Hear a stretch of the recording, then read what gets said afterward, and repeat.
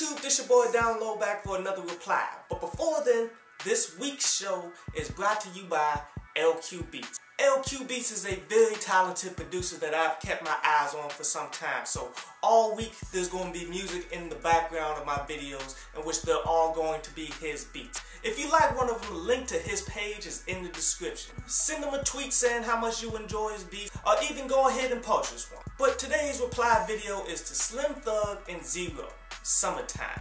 And you know what? I like this track, man, because it's doing multiple things at the same time. The first thing I like about it is the combination of Slim Thug and Zero is pretty fucking good. I'm really happy that they're coming together to do an album.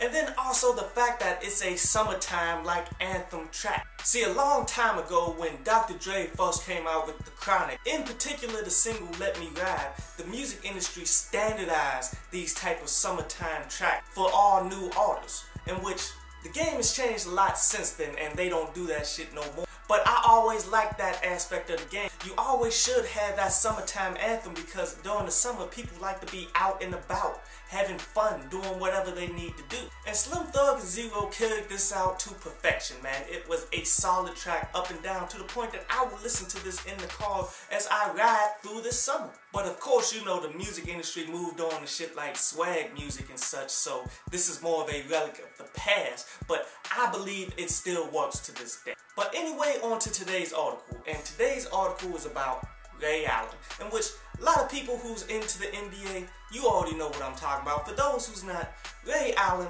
is a shooting guard, one of the best shooting guards that the NBA has ever seen. He was just on the Boston Celtics, who were one game away from making it to the NBA Finals.